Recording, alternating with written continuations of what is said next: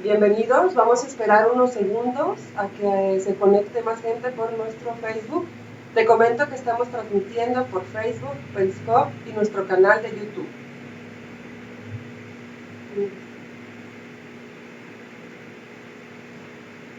Agradezco en cabalidad la oportunidad que tenemos el día de hoy de presentarles a tan distinguida persona. Hoy nos acompaña el doctor José Omar Larios Valencia y para ello te voy a dar una reseña de su currícula. Él es doblemente doctor, te menciono. El doctor Omar tiene el doctorado en la filosofía por la Universidad Pontificia Urbaniana en Roma. También es doctor en Derecho Canónico por la Universidad Pontificia Lateranense en Roma, Italia. Es licenciado en Teología por la Facultad de Teología de Lugano, Suiza. Voy a mencionarte en algunos campos institucionales en los cuales se ha desempeñado, tales como son vicario judicial del Tribunal Eclesiástico de Pinerolo en Turín, Italia, juez del Tribunal Eclesiástico Regional Piemontés en la ciudad de Turín, Italia, director de la Escuela de Filosofía y Teología para Laicos en Pinerolo, coordinador del ayornamiento, es decir, de la actualización de los presbíteros y diáconos de Pinerolo.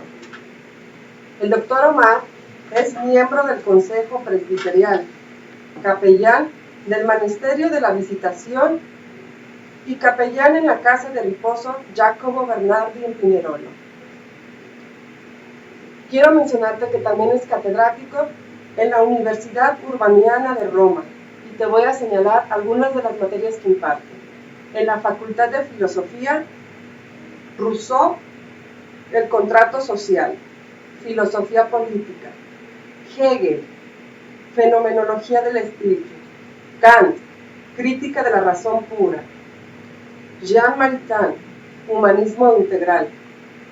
En la Facultad de Derecho imparte las siguientes clases: Derechos Humanos y Derecho Internacional, Evolución Jurídico-Canónica de los Matrimonios Mixtos, Introducción al Código del Derecho Canónico, los Derechos Humanos e Internacionales en la Perspectiva de la Misión.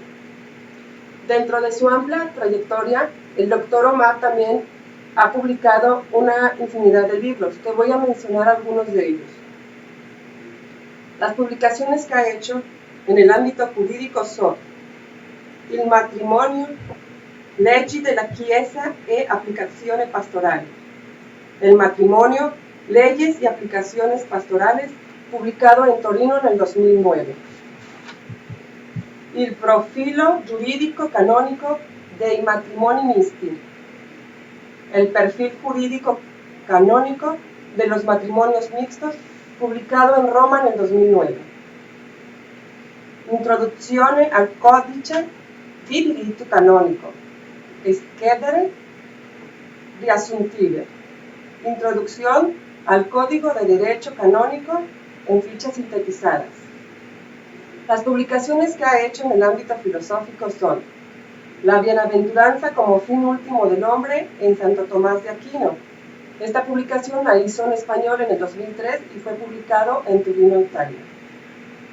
La felicidad como fin último del ser humano en un enfoque o perspectiva desde el punto de vista de Santo Tomás de Aquino, publicado en el 2004 en México.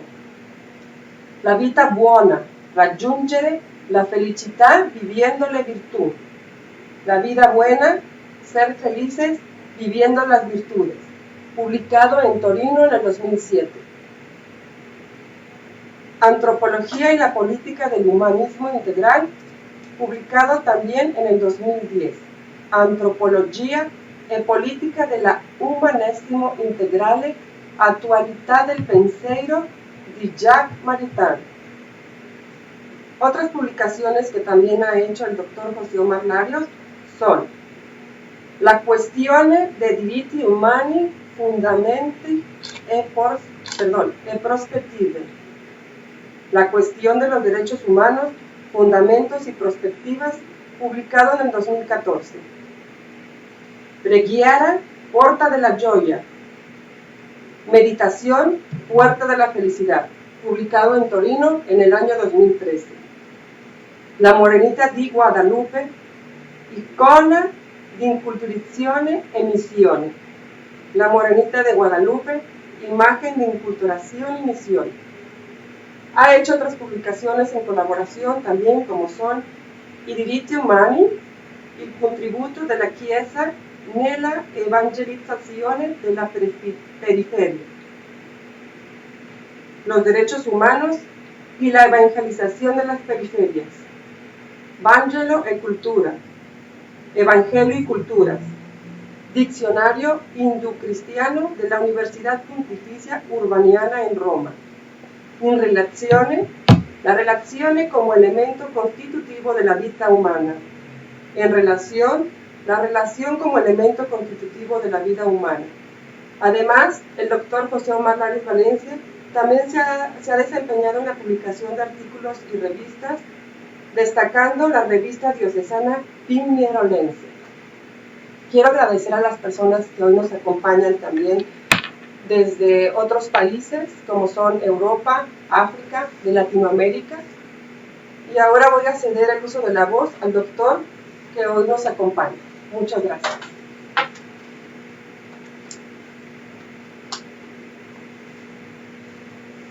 Bien, bueno, muchas gracias por esta presentación. Una presentación que ya nos ha quitado también algunos minutos de nuestra conferencia, pero bueno, trataremos de hacer todo lo posible para estar al nivel de una presentación así larga.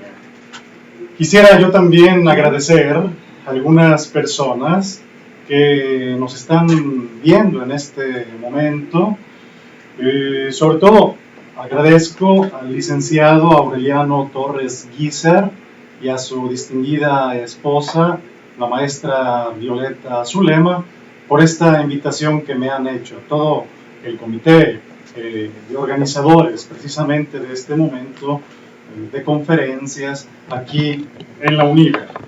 Quiero aprovechar también este momento, primero pedí permiso a ver si podíamos tener esta oportunidad de agradecerles a los que nos están viendo precisamente en otros lugares.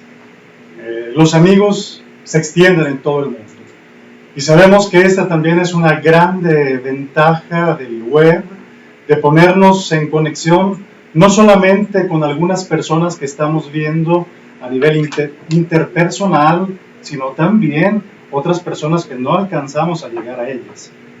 Les agradezco a las personas que nos están viendo desde Brasil, a la comunidad que nos está viendo desde Suore, en Giuseppine, en Argentina, a algunos amigos que tengo también, especialmente los que dirigen algunas casas de meditación y alta espiritualidad, como son en Estados Unidos. Un grande saludo a todos mis amigos, los oblatos de Estados Unidos.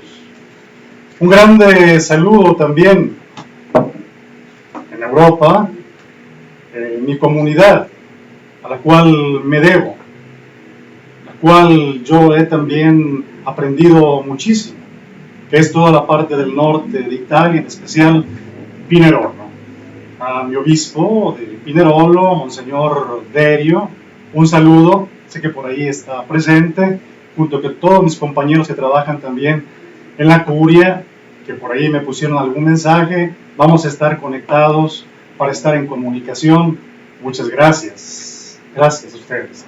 Un caro saluto a tutti gli amici italiani che ci vedono proprio in questo momento. Ciao ciao. Spero essere all'altezza proprio di questo che mi chiedono anche in quest'altro paese. Un saluto a tutti. Vi porto nel cuore. E igualmente a algunos amigos oblatos que están en Francia, a Monseñor Pier Giorgio de Bernardi, que nos está escuchando en este momento en directa, que está en África, en esa localidad con tantos conflictos como es el Burkina Faso. A un amigo que tengo en China, que me tocó estarlo ayudando para su tesis, una tesis sobre Jacques Maritain, Un saludo a Weiwei. Sé que en español se escucha un poquito raro, pero su nombre es este, Weiwei. Saludos, Weiwei. Y bien, bueno, vamos iniciando con nuestro tema. El tema es la felicidad en tiempos de crisis. Interesante este tema, porque creo que te hablaré de alguna cosa por la cual todo el mundo hemos pasado. Crisis, dificultades, pero en medio a las crisis, en medio a las dificultades, tu felicidad. Tu felicidad. Por eso, si estuviste atento a lo que es el subtítulo, decía transformar el límite en oportunidad. ¿Por qué? Porque muchas veces vemos los momentos de crisis, de dificultad, solamente como limitaciones, y no como grandes oportunidades. Yo quisiera hablarte más bien de esos momentos de crisis, esos momentos de dificultad, de los límites en los cuales ciertas veces nosotros podemos decir, bueno, ¿y ahora qué hago? Estoy prácticamente en un momento que tengo que tomar alguna decisión. Y bien, esos momentos son momentos de grande oportunidad. Bien, hace tiempo escuché una publicidad por televisión, cuando era todavía niño, y lo escuché precisamente aquí en México, un comercial que decía más o menos así: si las cosas que valen la pena se hicieran fácilmente, cualquiera las haría.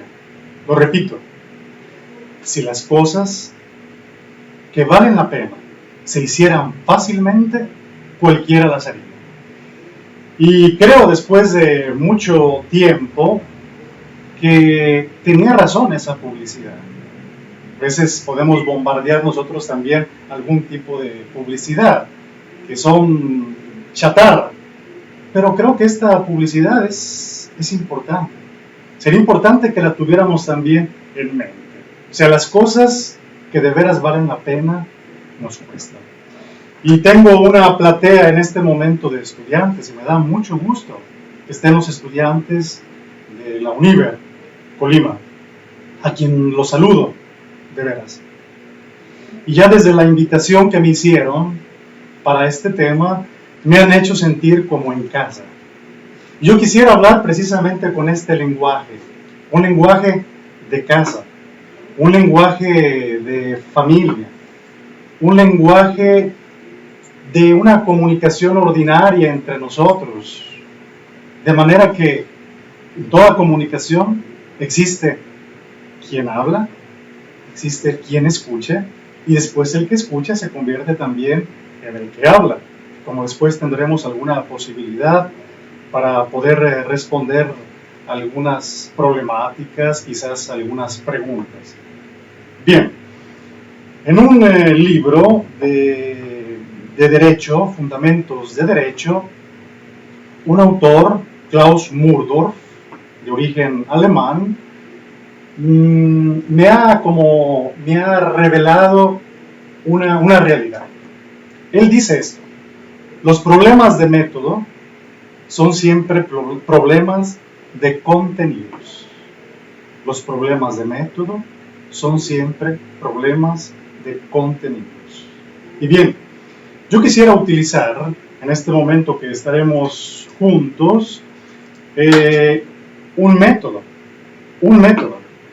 porque si nos damos cuenta, en ciertas ocasiones nuestros problemas son precisamente esos, porque no tenemos un método. Y estoy hablando especialmente a los estudiantes. También yo fui estudiante. Y estoy hablando también a nuestros profesores en esta grande familia de la Univer Colima. A veces este es un grande problema, una grande dificultad, pero vamos convirtiendo y transformando este límite en oportunidad. Tratemos de estar de veras muy atentos, no perder de vista nuestro subtítulo: transformar el límite en oportunidad. Y bueno, ¿cuál es el método que yo les sugiero? Es un método muy simple, que probablemente a lo mejor lo hayan leído en algunos documentos o probablemente en algún otro libro. El método es simple: ver, pensar y actuar. Ver, pensar y actuar. 3 pequeños pasos. ¿Por qué? Porque yo quiero hacer también este pequeño camino junto con ustedes.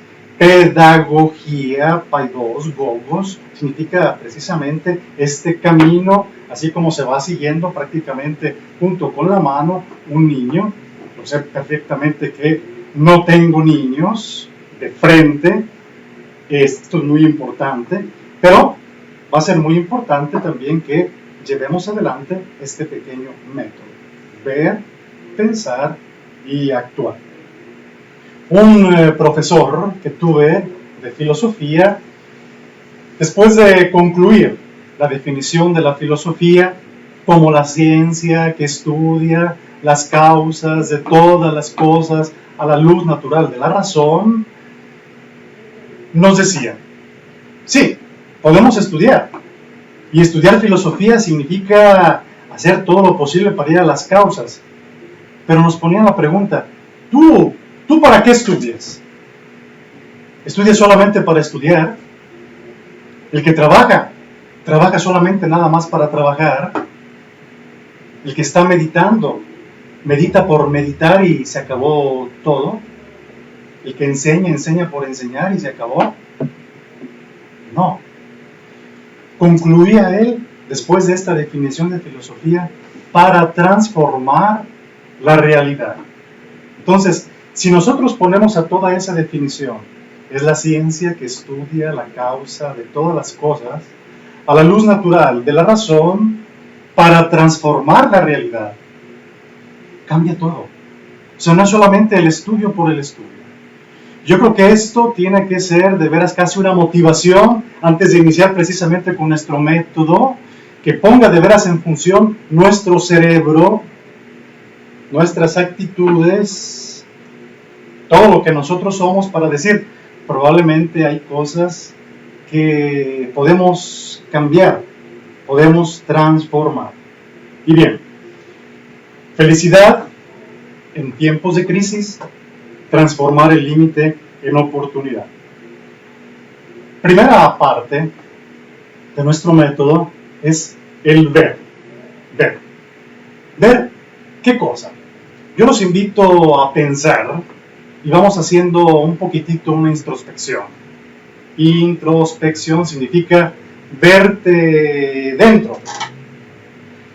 Vamos pensando en este momento en el cual se nos ha pedido a nivel global, o sea, no solamente aquí en México, sino en todo el mundo, que estemos en nuestras casas, que tengamos atenciones también a veces con el cubrebocas, que no demos la mano, que no saludemos, y si saludamos y vamos al supermercado, bueno, tenemos también que lavarnos las manos, una serie de cosas de veras que a veces podemos decir: ¿y esto para qué?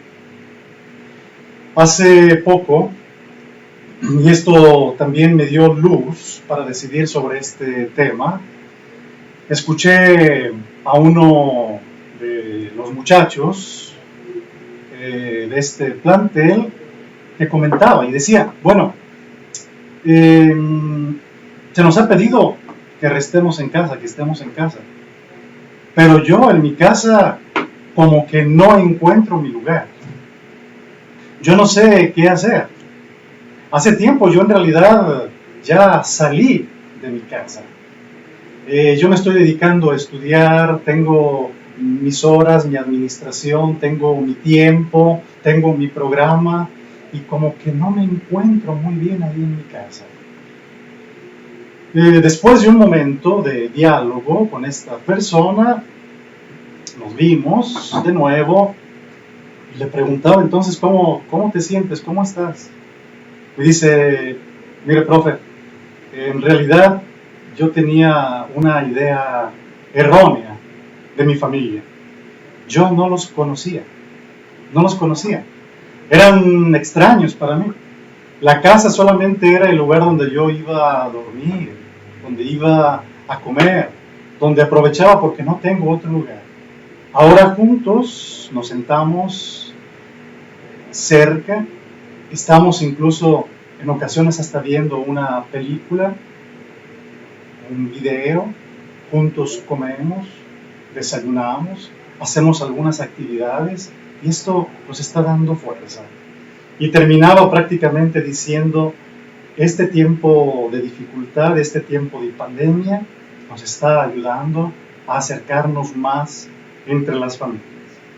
Bien, yo creo que esta persona está transformando algo que pensaba que era un límite o una limitación personal de no ser conocidos en la familia a ser conocidos. Entonces, a tener una grande oportunidad, transformarlo en grande oportunidad. Y bien, vamos viendo todavía otra situación. Yo os invito a pensar en alguien que de alguna manera todos los mexicanos conocemos. Y vamos muy orgullosos, sobre todo cuando estamos en otros países y alguien nos habla de Frida Kahlo. Frida Kahlo, esta grande pintora mexicana del siglo pasado, con unas problemáticas de veras muy grandes. Yo los invito a pensar, por ejemplo, cuando ella tenía 18 años. ¿Qué fue lo que pasó? Estaba regresando de la escuela, Frida Kahlo, tranquila, pensando seguramente en las tareas que tendría que realizar, y en el autobús que ella va, se encuentra, tiene un choque frontal con un tram, el tranvía que estaba pasando por allí. Se habla que hubo muchos muertos, ella estuvo lesionada, imagínense que salió prácticamente con 3 grandes problemas, 3 fracturas en la columna vertebral. Y los 9 meses que los médicos la tuvieron, en realidad tendida en cama, en ese tiempo ella empezó a hacer de este momento de límites una grande oportunidad. Es interesante una palabra que usan los italianos, fare di necessità virtù, es decir, hacer de tus necesidades una virtud. La necesidad que tenía ella, pues ¿cuál era? Prácticamente necesitaba de todo. Tenía que estar solamente en la cama. ¿Y qué es lo que se propone ella? Iniciar a dibujar, iniciar a pintar. Nosotros conocemos, no me entretengo mucho porque no me quiero quedar solamente, estamos en la primera parte, el ver la realidad, estamos todavía viendo. Y quien conoce los cuadros, los invito después en internet, precisamente como estamos hoy, y vamos tomando todas las cosas positivas del internet. En el internet ustedes pueden ver todos los cuadros de Frida Kahlo. Ven precisamente cómo Frida Kahlo tiene cuadros inspiradores. Te habla en una cierta lógica, en un cierto modo de ver las cosas, de una visión a veces de grande dificultad. A veces tú dices, bueno, ¿por qué está pintando esto? A veces espinas en el cuello. Nos cuenta también a través del arte, del dibujo, de la pintura, ese grande momento que también tuvo, estar en su cama mucho tiempo, en convalecencia, tiempos de grande dificultad, y ella lo pinta. Incluso en su autobiografía, la autobiografía del 1953, ella dice que pensaba de ser una surrealista. Dice, en realidad, nunca fui una surrealista. Siempre pinté la realidad, no de mis sueños, sino la realidad misma, lo que yo viví. Y vemos cómo la vida trágica de Frida Kahlo, la situación difícil, incluso matrimonial con Diego Rivera, sus 30 operaciones, las transforma totalmente a través de la pintura. Nosotros podemos decir, transforma el sufrimiento en color. Transforma el sufrimiento en color. A veces nosotros transformamos nuestro sufrimiento solamente en penas. Por eso les decía al inicio pues de este tema, de esta conferencia, de este diálogo totalmente familiar. Creo que estoy tocando un tema totalmente que te toca, un tema totalmente cercano. Es muy importante transformar nuestros sufrimientos en otra realidad diferente. No el sufrimiento, porque serás un peso también para los demás. Aparte de ser también un peso para ti misma, para ti mismo. Grande persona, Frida Kahlo.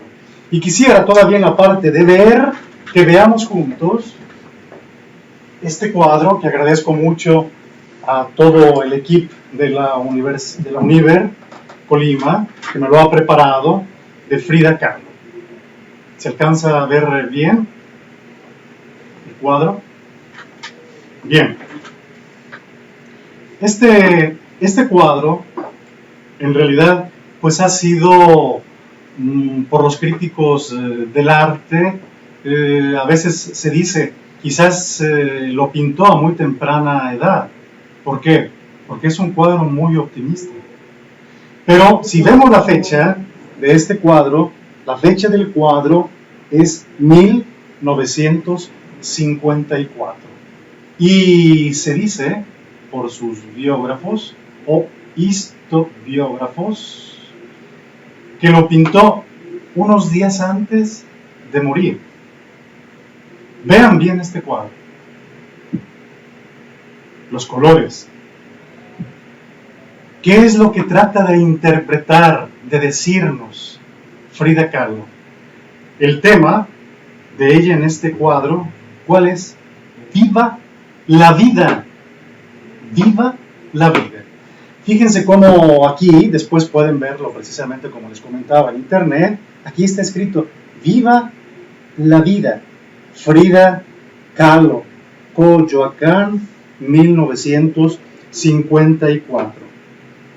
Es decir, 8 días antes de morir, con 47 años, ella como que se estaba preparando y diciendo, bueno, es cierto, he vivido mi vida, he tenido problemas, he tenido dificultades, pero he transformado también mis límites en grandes oportunidades.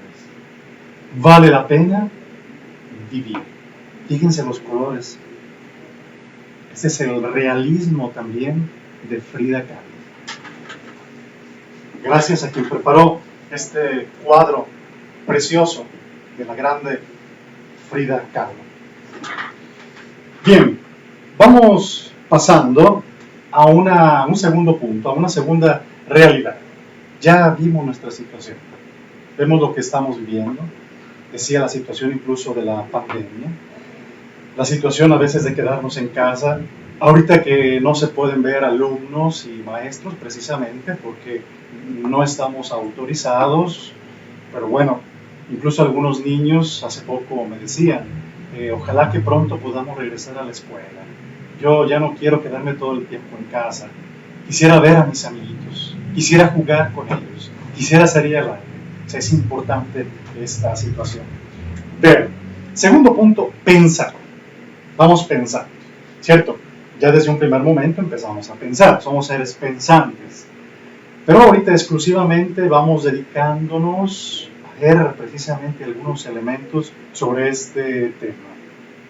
Y para pensar, me gustaría tener en consideración, para mí no son simplemente frases o de filósofos o de gente que ha pensado, que ha llevado adelante toda una época, ideologías, etcétera, etcétera, sino testimonios de vida.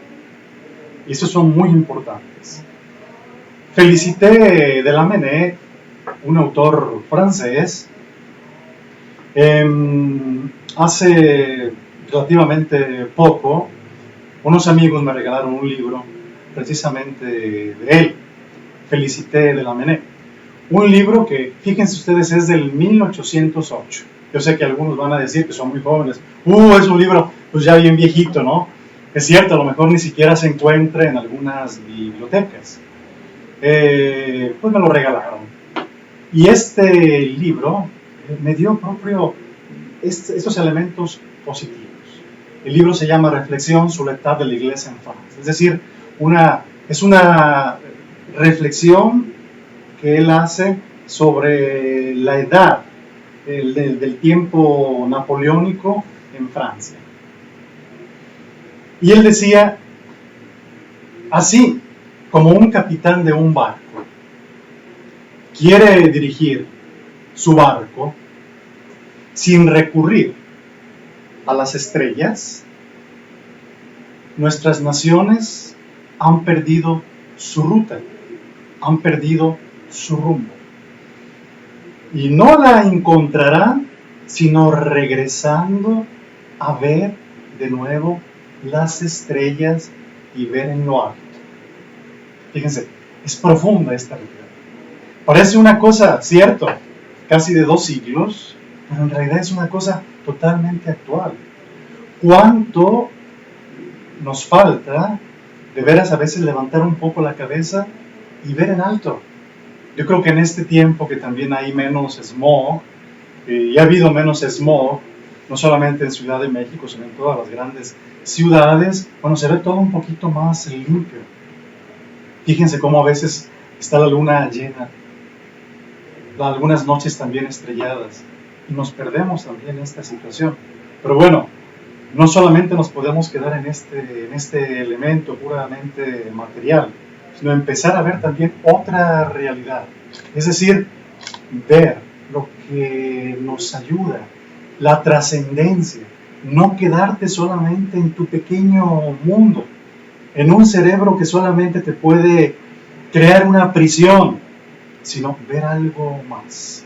Por eso este camino que estamos haciendo juntos es un camino que nos ayuda de veras juntos a respirar, a respirar. Y bien, junto con esta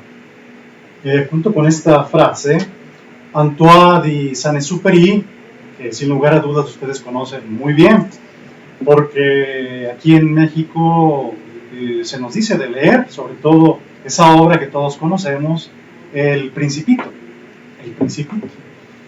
Y es importante, es uno de los libros que en realidad me gusta más. Y cada vez que lo leo, pues saco nuevas conclusiones y me ayuda precisamente para mi vida y me ayuda también para seguir adelante.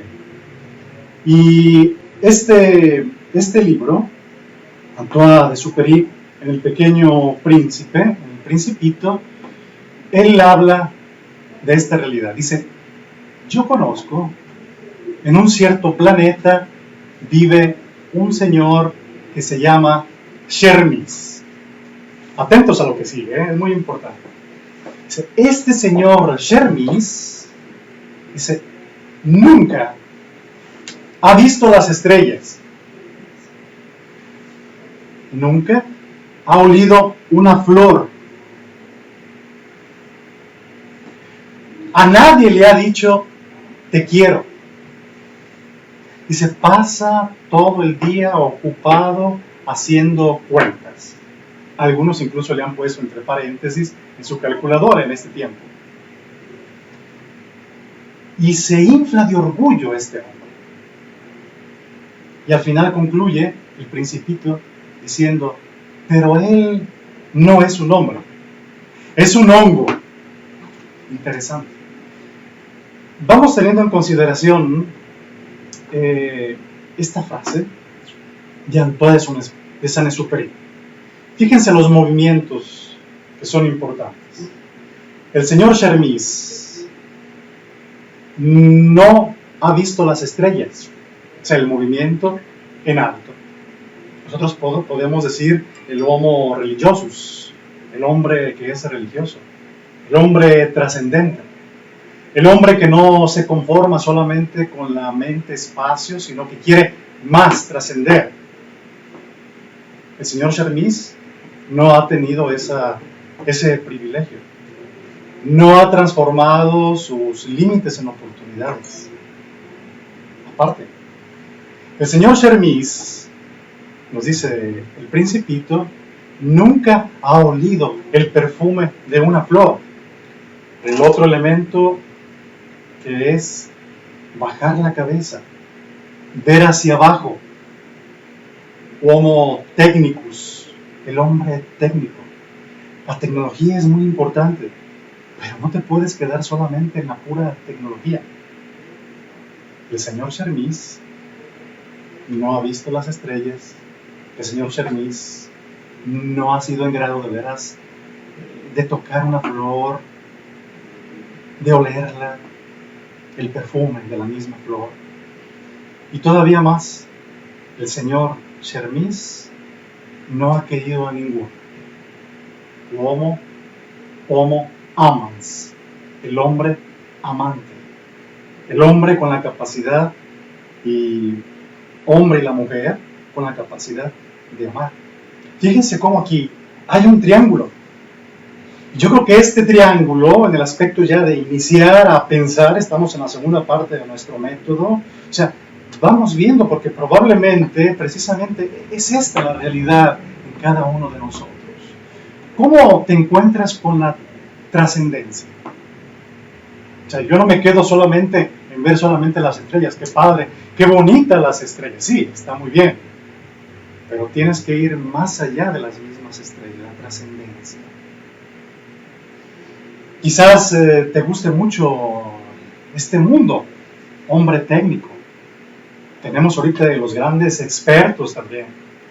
Gracias a los grandes expertos, incluso ahorita la grande tecnología de la computadora, pues nosotros nos estamos ahorita viendo, comunicando, escuchando.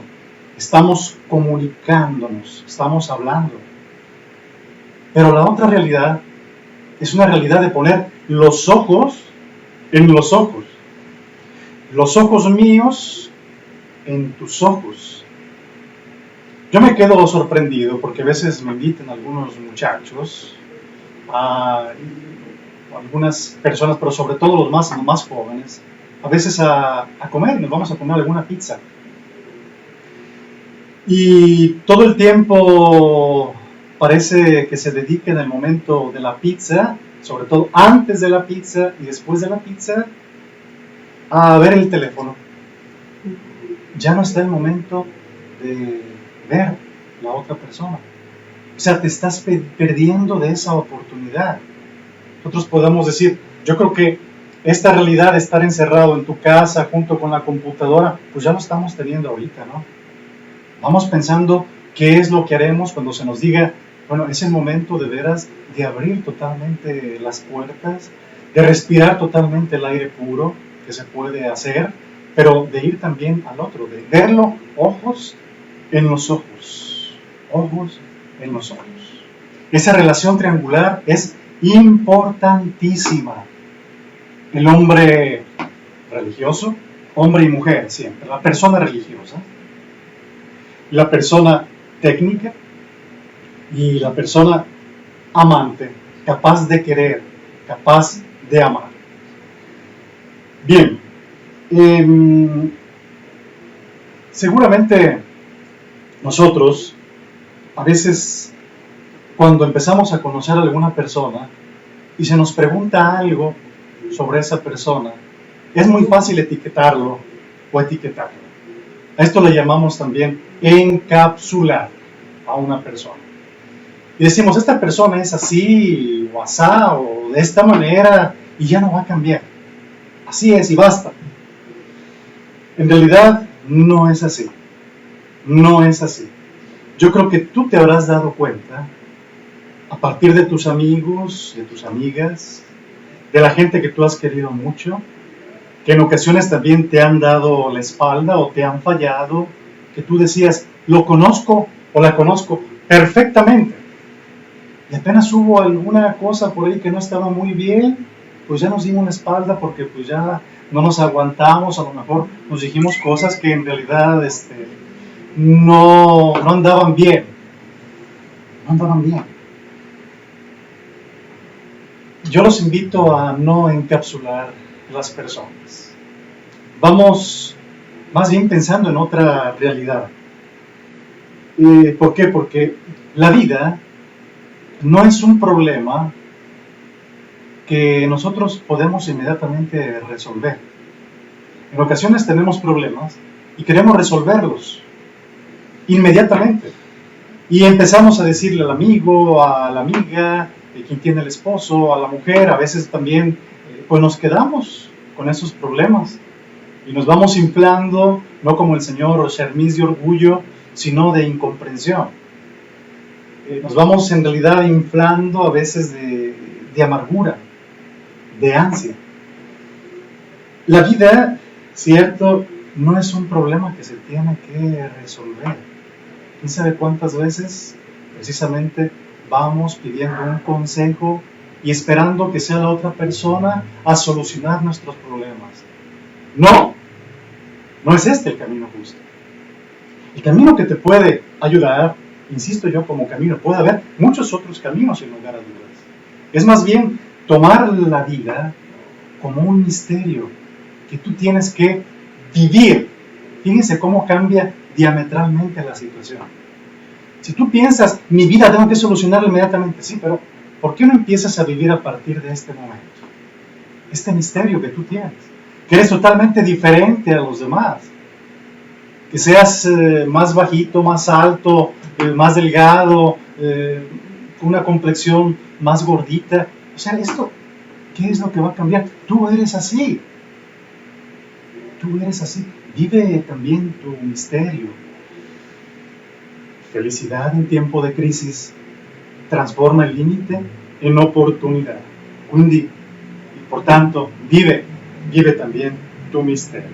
Fíjense cómo, si vamos a la etimología de la palabra crisis,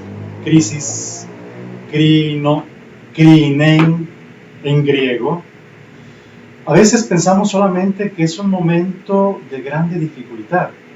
¿Cierto? También tiene ese significado. Puede significar separar, juzgar, discernir. Es un término fabuloso maravilloso. Discernir, capacidad de discernimiento. Escucho en ocasiones a veces como algunas mamás les dicen a algunos niños de 4 años, 5 años, mira mi hijo, es que tú tienes que decidir. O sea, ¿puede un hijo de 5 años, de 6 años decidir? Si no tiene un criterio. Discernimiento significa separación. Aquellas cosas que de verdad te van a ayudar y aquellas que no te ayudan. Y ese es un elemento importante cuando nosotros entramos en esta dinámica de la palabra crisis, porque si significa precisamente separar, juzgar, discernir, valorar, también significa crecer. Tiempo de crisis significa tiempo de crecimiento. Yo quisiera preguntar, ¿quién en el momento de la adolescencia no ha estado en crisis? ¿Hay alguno de ustedes que no lo puso en crisis en el momento de la adolescencia? Pero salimos de ese momento de la adolescencia y teníamos que seguir adelante. Si hubiéramos sabido en ese momento, mira, no es un problema que tienes que resolver, es un misterio que tienes que vivir. Empieza a vivir, vive con los elementos, con las personas que tú tienes alrededor. En esta universidad maravillosa también, que hay muchos elementos también de aprender. Y bien, yo les sugiero, incluso estamos todavía en el pensar, espero no pasarme mucho del tiempo, estamos en tiempo todavía. Bien, sí. Algunas actitudes entonces de fondo. Estamos pensando juntos. ¿Cuáles son las actitudes de fondo entonces para empezar también a ponernos en movimiento cada uno? Para transformar nuestros límites en potencialidad, para transformar nuestros límites entonces en oportunidades. Les propongo la primera actitud de fondo, que es el maravillarse. maravillarse. Hoy por la mañana me levanté después de un momento de meditación, abro la puerta, digo, qué bonito día, qué precioso día. Yo creo que mis amigos que me están viendo de otro lugar me tienen un poquito de envidia en este momento, porque yo no sé si allá está haciendo un bonito tiempo en otros lugares, pero aquí está haciendo un sol totalmente resplandeciente. Permítame decirles rápidamente, guardate carissimi amici che siete in Italia, qui c'è un sole bellissimo, bellissimo, non abbiate molta invidia, sto parlando anche di me. Entonces cuando abrí la puerta, ¿qué fue lo que vi? Ese sol de veras precioso, un cielo totalmente azul, maravillarse. Cierto, después de que yo estaba ahí en el cuadro de la puerta, estaba pensando también en este momento de nuestra charla, de nuestra comunicación, y veo como que algo se mueve ahí a la izquierda. ¿Y qué era? Una araña. Y ya, qué padre día, pero ¿y esta araña? ¿Aquí? ¿Qué quiere decir? Era una araña grande, era en realidad casi una tarántula. Era una tarántula. Y cuando empiezas de veras a pensar que tu profesor de filosofía te dijo, fíjense que los animales, que las arañas, que cualquier otra realidad es mucho más perfecta metafísicamente que otras, incluso que 1 kilo de oro, tú dices, pues ¿qué hago con esta araña aquí? ¿La mato o no la mato? El día precioso, después te encuentras también con eso. Sí, pero esta realidad que se me está presentando no tiene por qué cambiar el día, mi día. Estamos aquí de nuevo. No pasó nada, hubo otra persona ahí por ahí que se la llevó, yo no sé en realidad qué fue lo que le haría. El maravillarse, que también lo podemos llamar el asombro, que también lo podemos llamar la sorpresa. Fíjense cómo Platón, y aquí Platón nos vamos hasta el siglo V antes de Cristo, él decía que el asombro es la disposición primera del conocimiento. Fíjense cómo a veces nosotros creemos de saber muchas cosas, pero si en realidad no sabes asombrarte, no sabes maravillarte, no sabes sorprenderte. Yo creo que una de las grandes sorpresas, de las más grandes, por ejemplo, me pongo a pensar en las personas que tienen la posibilidad de ser mamás. A pesar del grande dolor del momento de dar a luz, lo que es el asombro, la sorpresa, la maravilla de agarrar con sus manos su niño, su niña, se acaba todo el momento de dificultad. O sea, ya no sienten, ya no experimentan en su mismo cuerpo, porque trascendieron totalmente ese momento de sufrimiento en su hijita, en su hijito. Sería una cosa muy buena preguntarnos cómo nos asombramos. Desde siempre, el ser humano teniendo uso de razón, incluso quien ha tenido la posibilidad de estudiar la filosofía, se ha dado cuenta que es el primer elemento a nivel filosófico, maravillarse, la sorpresa, el asombro. ¿Quiénes no se asombran? Los muertos. O una persona que en realidad pasa todo el tiempo distraído o distraída. No tengo nada absolutamente con quien usa el teléfono, justamente, los tablets, las computadoras, incluso PlayStation. Pero hay tiempo para ese tiempo.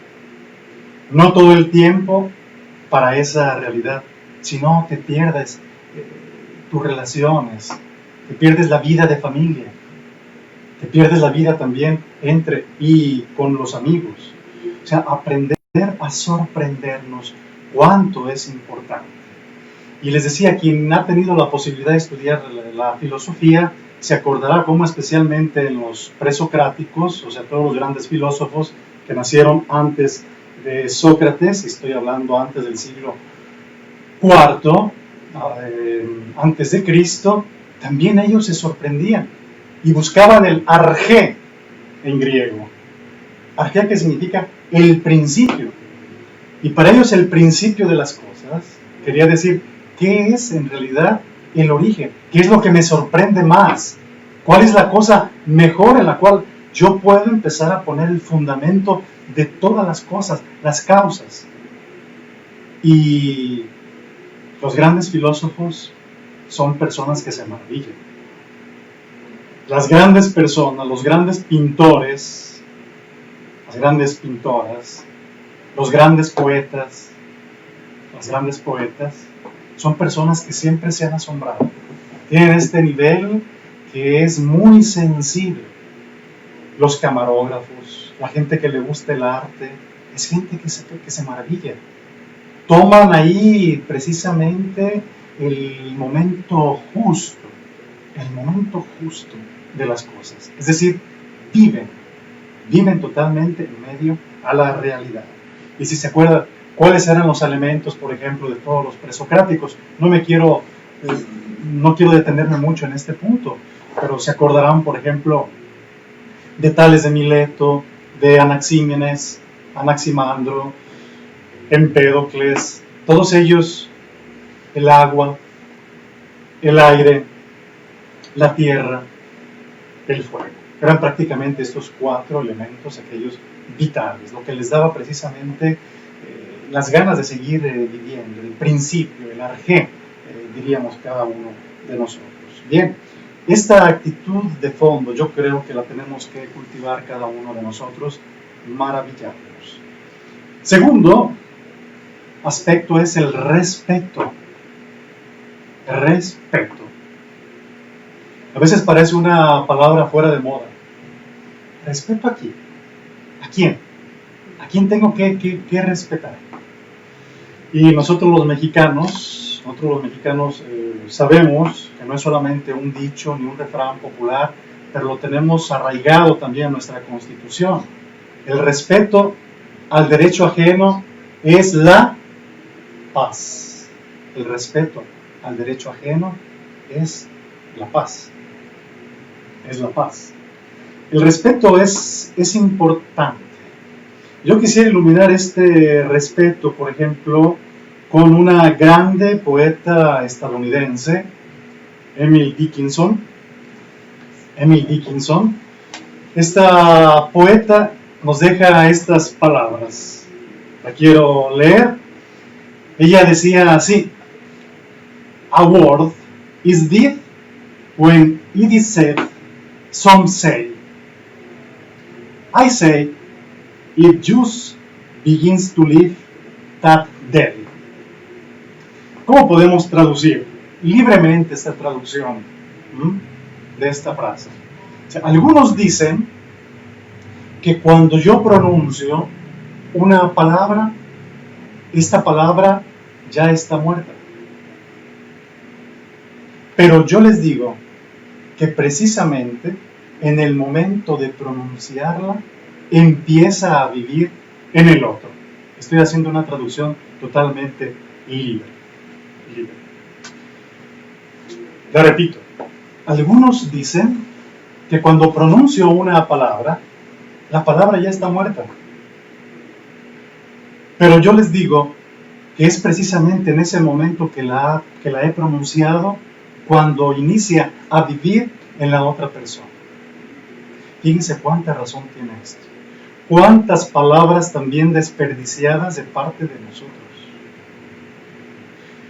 Trata de pensar, por ejemplo, cuando te enojas. Cuando te enojas. Algunos de por aquí que están cerca están riendo. Hey, estamos pensando en nosotros mismos. ¿Qué palabras nos vienen cuando alguien nos ha hecho daño, nos ha hecho mal? No son palabras preciosas, ¿verdad? No son palabras que quizás podemos llamar, entre comillas, casi piropos. No. Son palabras hirientes. Pues bien, esas palabras viven. Si yo te estoy diciendo una segunda actitud, que es el respeto hay que tener mucho respeto también con nuestro lenguaje.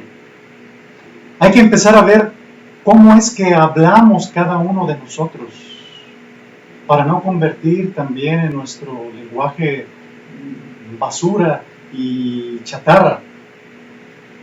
Nuestros términos, nuestra lengua, nuestro idioma español es rico, es riquísimo.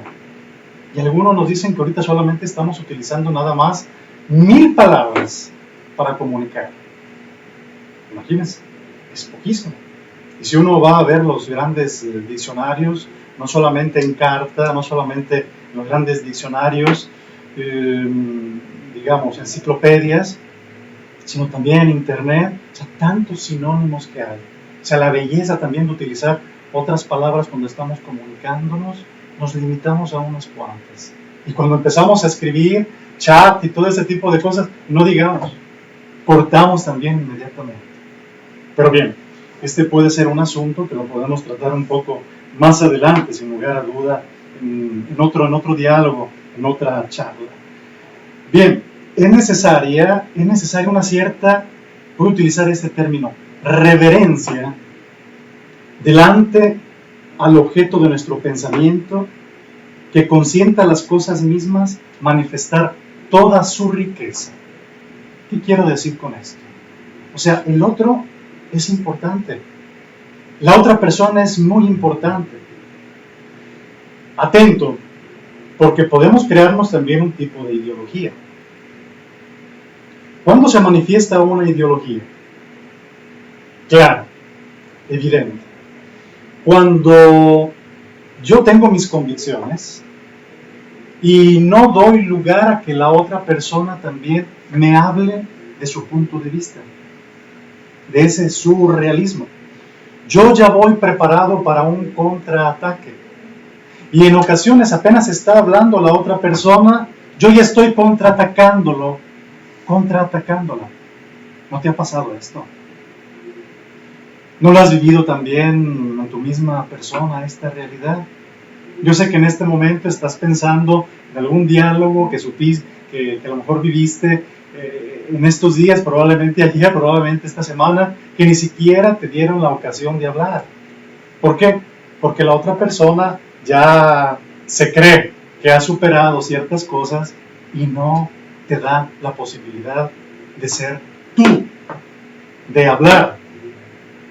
Respeto. El respeto es muy importante. Y a esa persona quizás tienes que hablarle también del respeto.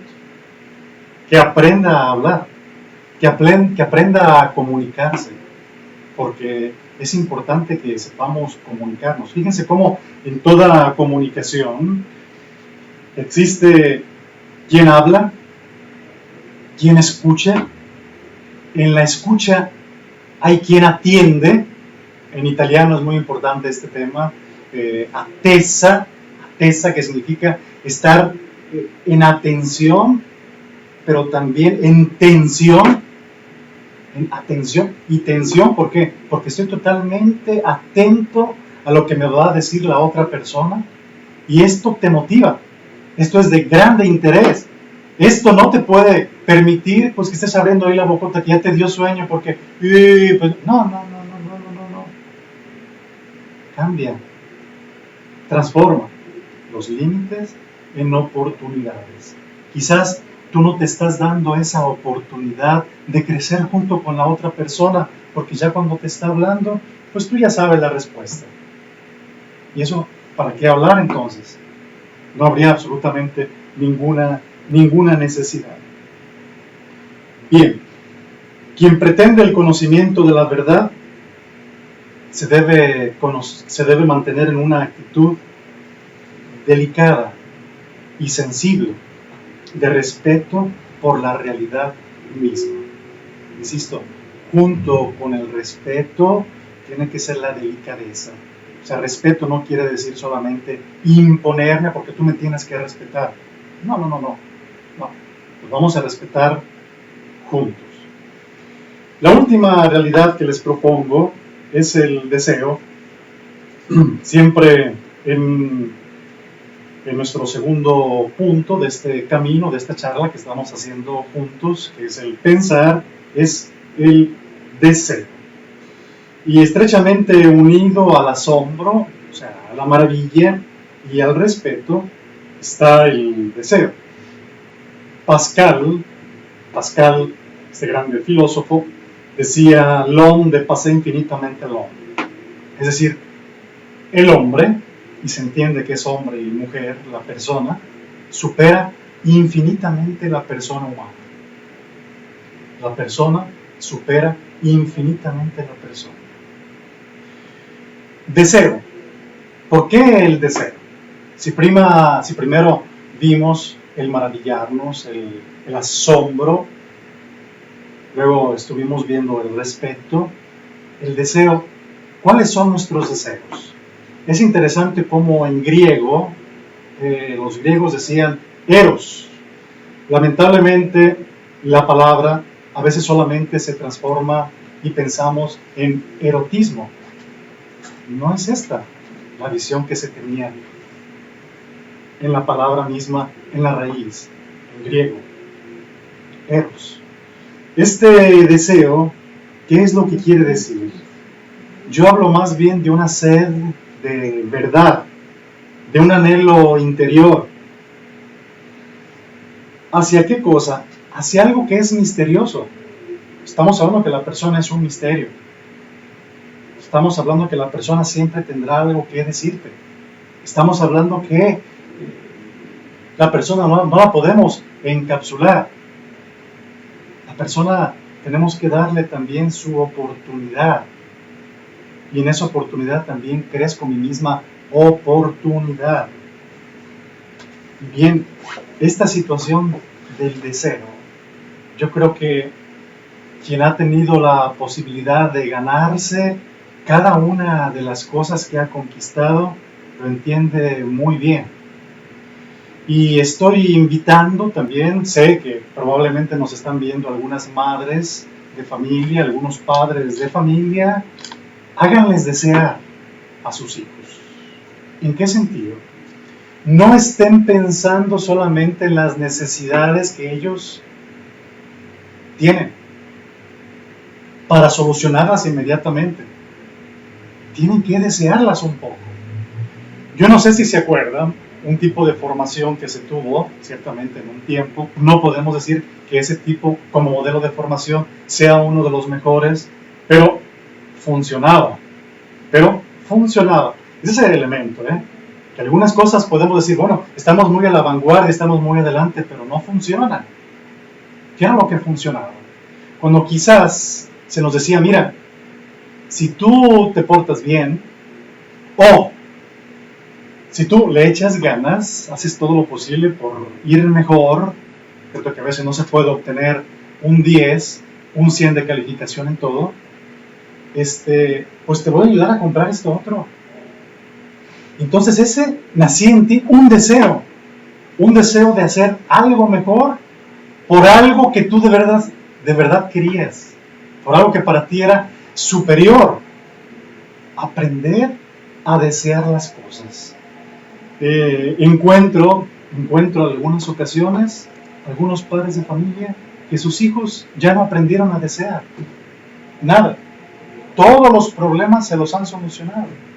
Antes de que el niño, que la niña tenga una pequeña necesidad de algo, por ejemplo, todavía tengo una lapicera que funciona, todavía tengo una computadora que funciona, todavía tengo un teléfono que funciona, está funcionando, que siga adelante. No, te voy a comprar el último, el más bonito. ¿Por qué? Porque yo no tuve esa vida que tú tienes y te tengo que dar esto. Atentos, no creo que estemos formando, podemos deformar. El deseo es importante, aprender a desear.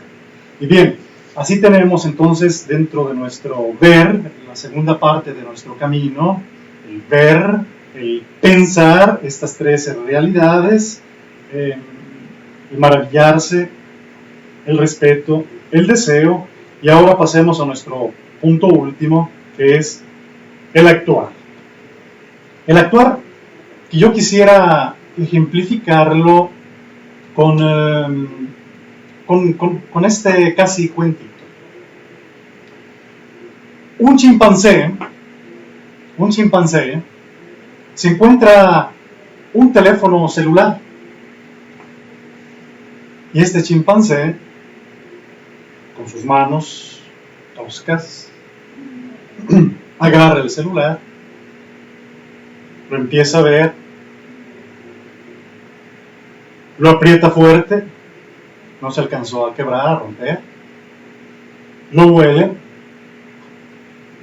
ningún olor, lo ve de nuevo, le da 2, 3 golpecitos, se lo pone entre los dientes. Imagínense un celular entre los dientes de un chimpancé. Estaba a punto casi de quebrarlo. Lo agarra de nuevo. Ya cuando se había predispuesto a lanzarlo, casi como una piedra, dice: ya sé para qué sirve este objeto. Sirve para partir las nueces. Y se pone a partir las nueces. Bien. Yo quisiera dejar precisamente este cuentecito para que pensáramos cada uno de nosotros. Que a veces nos podemos comportar como este chimpancé. Es decir, algunas cosas les damos un utilizo, las utilizamos como no deberíamos. Son cosas muy delicadas, muy delicadas. Aquí ciertamente estamos hablando de un celular, pero a veces la delicadeza es en nuestra misma vida, en nuestra misma persona, tus hijos, tus hijas, tus papás, tus abuelos, tus amigos, tu novio, tu novia, tu esposo, tu esposa. Requiere ser tratado, requiere ser tratada con delicadez, muy delicadamente. Y bien, en este momento del actuar, yo te preguntaría, aquí y ahora, ¿cuáles son tus temores? ¿Cuáles son tus temores? Tratando de hacer un momento de introspección, es decir, de nuevo, viendo dentro de ti mismo cuáles son tus temores. Pero también, ¿cuáles son tus esperanzas? Porque quien no espera, desespera. Desespera. ¿Cuáles son tus limitaciones? No empieces a pensar en tu compañero, en tu compañera. No empieces a pensar precisamente en tu hijo, en tu hija, en tu esposo, en tu esposa, en tu novio, en tu novia. Piensa en ti mismo, tus limitaciones. Y te sugiero, quizás nunca lo hayas hecho, en una hoja de papel. Yo creo que en todas las casas hay alguna hoja de papel. Tómala seriamente. Divides la hoja de papel a la mitad y pones de una parte cuáles son tus limitaciones. Todas tus limitaciones. Nadie lo va a ver. Te sugiero, después de que lo hayas hecho, lo quemas y nadie lo va a ver. Absolutamente. Todas tus limitaciones. Al menos una vez en tu vida, enfréntate a ti mismo, a ti misma. Estamos en el momento de introspección, Es el momento del actuar. Acuérdense, es la última parte de nuestro método. Ver, pensar, actuar. ¿Cuáles son tus limitaciones? Escríbelas todas. Mira, quizás vas a tener esa ansia de escribirlas todas inmediatamente, ahorita. Estoy seguro que alguien ya está por ahí buscando el papel. Ya está empezando a escribirlas. Alguien está escribiéndolas ahorita en el celular. Sus limitaciones. Bien, también el celular puede servir para esto. También una computadora, un tablet. Pero hazlo con calma.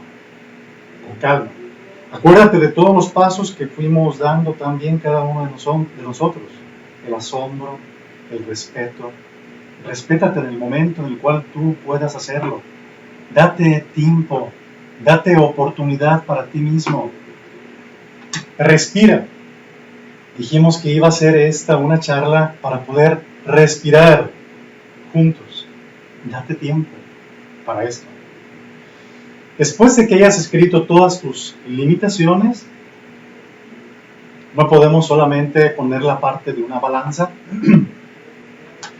En la otra parte, después de la raya que tú escribiste, tú pones todas tus cosas positivas, todo lo que llamamos nosotros también cualidades, lo que probablemente ni siquiera tus amigos han visto, o quizás un amigo, una amiga sí te lo ha dicho.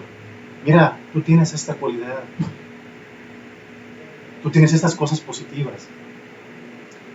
Escríbelos, escríbelos. ¿Qué vas a hacer una vez que tengas las dos realidades allí? Ponerte a llorar, ponerte a decir, me salieron un montonal de limitaciones, de cosas negativas, o a alguien le salieron mucho más cosas positivas. Tenemos que ser muy honestos con nosotros mismos. También esto es parte del respeto hacia tu misma persona. Empieza a trabajar cada una de ellas. A tus realidades que pusiste allí, yo diría de la parte izquierda, todas las limitaciones, y de la parte derecha todas las cosas positivas, o todas sus cualidades. Empieza a trabajar. Puedes dedicar un mes a decir, esta limitación que yo tengo, ¿cómo la puedo trabajar? Pero echándole siempre una ojeada a la otra realidad, que son tus cosas positivas.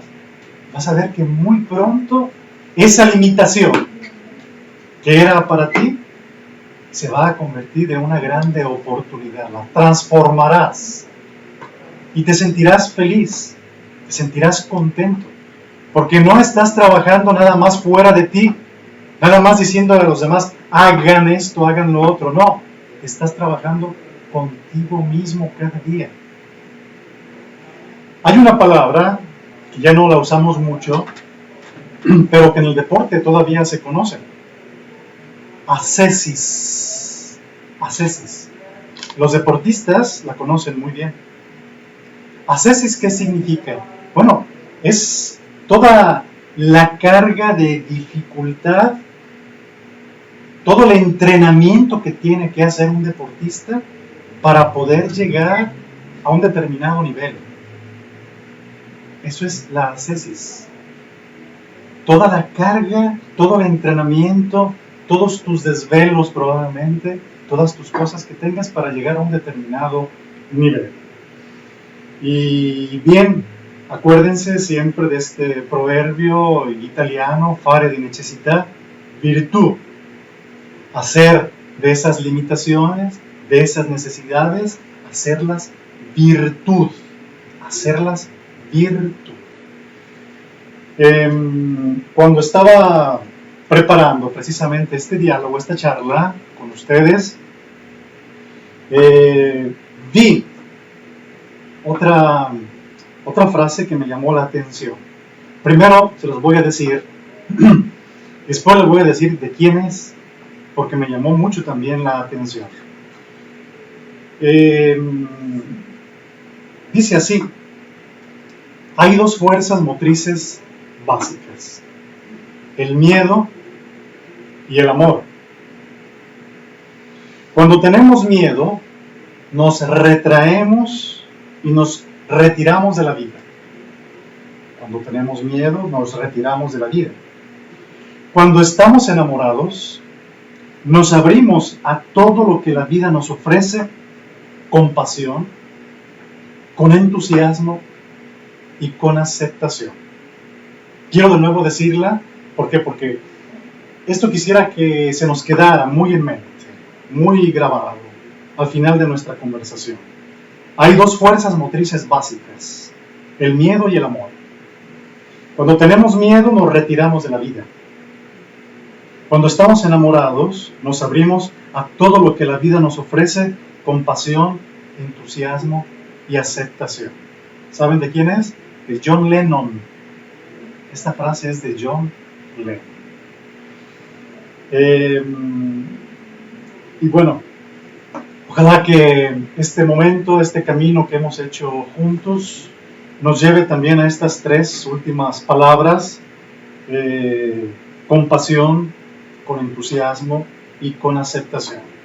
Muchas gracias a todos los que nos han escuchado, todos los que han estado en conexión de diferentes lugares.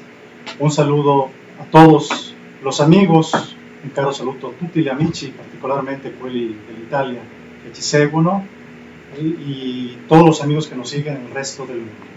Gracias por su participación, gracias por estar comunicándonos, y pues que pronto nos podamos